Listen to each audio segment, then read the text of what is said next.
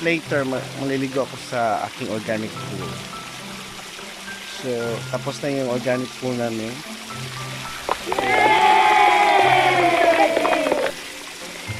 So, na-reef raft na namin ng cement ng bottleneck part ng battery. So, pwede na kami maligo dito. So, since it's drought, it's summer, no rain, so we don't fear any flood. So we're going to figure out na lang siguro how to manage the incoming flood during rainy season. So we have to fortify the cement dam that we created. Okay, dati our organic pool is made out of bamboo and plastic, or sometimes we're going to use bamboo poles and trapal and banana stem para maipon namin yung water and become an organic pool temporarily. But now we use cement with rocks and boulders.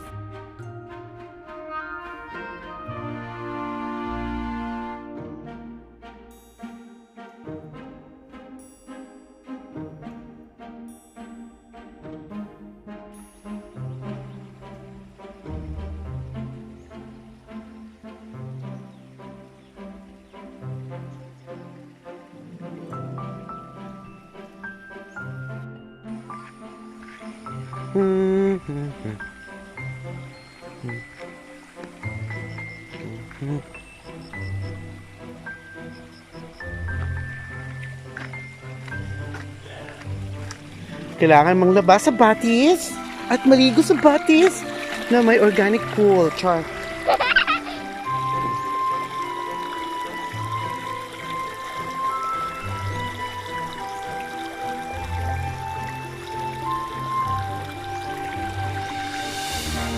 Yeah.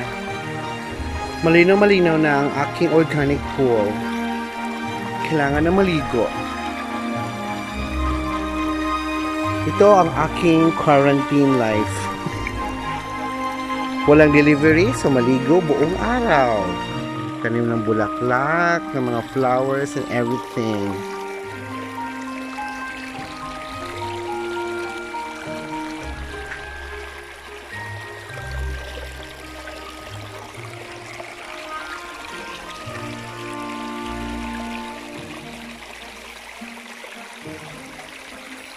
At manguha ng saging.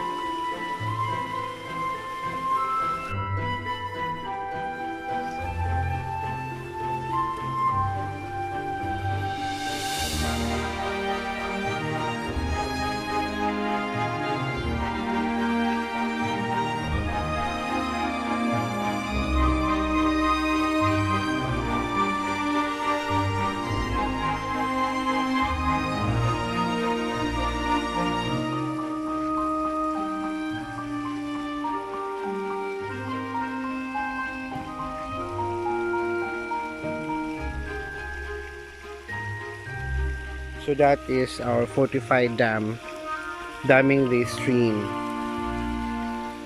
Tapos, we're going to paint the floor of this pond, pool actually, because it's made of rock ang floor. So we're going to paint it with color blue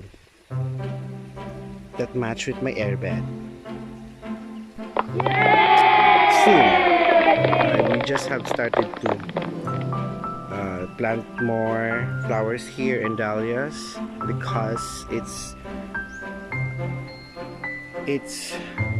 wet.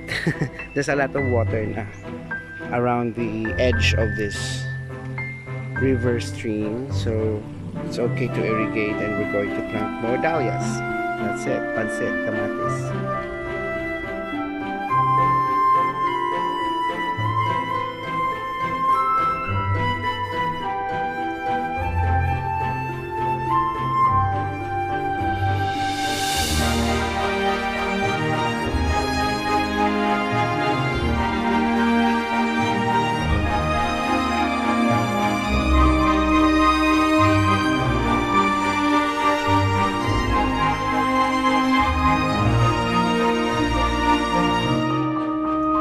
Hello, it's me again, Herbert, the Bekishire. Becky farmer ng Bekishire. I'm so sorry.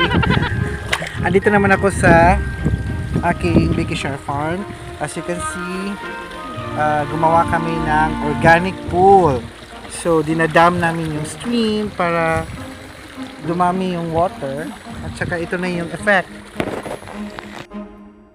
Also, ayan. So, we dam the stream to create a pool.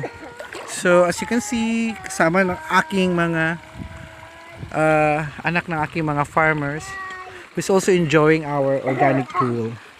The reason why it's called organic pool is because obviously it's spring fed water, natural spring water siya ang source namin, at saka hindi kagaya ng mga kiddie pools sa syudad. Meron siyang mga chemicals like chlorine para to keep the water clean and away from any form of germs. While I'm enjoying myself dito kasi ako ang may-ari ng farm, so I deserve a relaxation. Char! Anyways, as I realized na pula pala yung mata ko. Puyat ako kagabi, so I'm so sorry about that.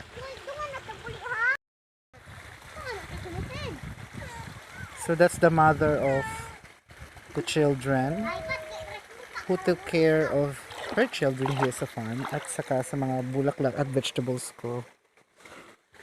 While my other farmers are planting banana. Okay. Well, actually back to our main topic about organic pool. So, organic pool is being popularized. Actually, matagal na rin dito yan. Merong organic pool na marami dito sa Pilipinas. It's just that it's been popularized in Europe. Bale, they make a pool by using the natural system. Yung gumagawa sila ng mga cemented pool, and then they planted with aquatic plants, around 50% of that, as a form of filtration system para magiging malinis yung water sa pool most of the time, at saka let the natural habitat take over. At the same time, may area naman na pwedeng paliliguan ng mga may-ari ng organic pool. Aside from that, ano ba? Nag-vlog ako. Yan. So, back to the topic. Ang init. Summer kasi. Ayan. Ina-assist ako ng aking farmer. Ang aking boylet na farmer. Ayan. Umiikot-ikot ako ngayon dahil pinaikot ng aking farmer. So, ayan. As you can see, ayan, as you can see, naliligo sila din. So, wala naman kami kailangan na gawin na aquatic plants muna kasi the water itself is already clean. It's inside the bowels of the earth, at the upper part of the farm. So, spring-fed water talaga siya. Malamig siya in the morning. Hindi siya masyadong malamig kapag mid-afternoon kasi nga nare-reflect yung init back to the water. Kasi ano raw? this area inside inside the floor is made of natural stone. So hindi na naiipon yung stream as long as nililinis namin every weekends. So as you can see, ayan, malinaw siya kanina, ngayon hindi siya masyado kasi nare-reflect ng shade dahil sa camera, but actually malinis siya, malinaw. So kulang na lang lagyan ng mga goldfish dito, mga ornamental fishes.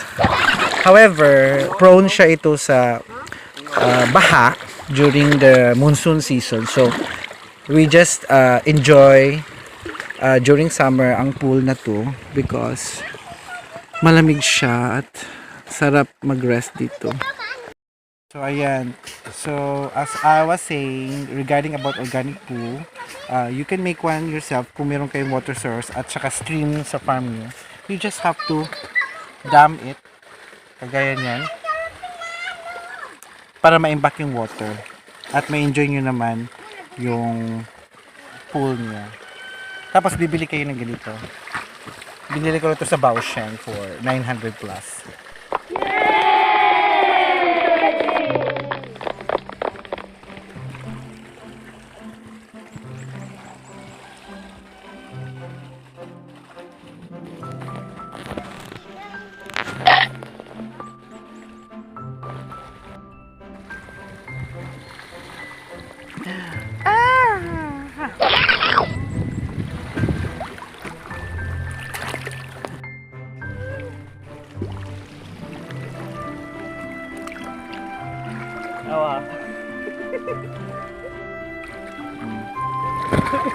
Ayan. Sige, go.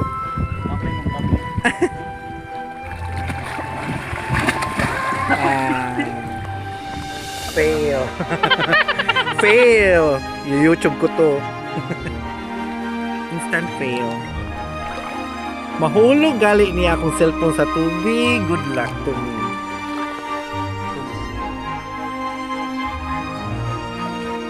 Ayan. Dito tayo sa aking organic pool.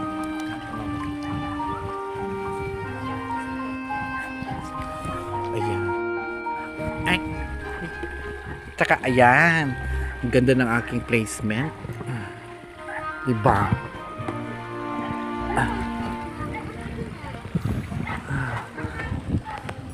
Hi children.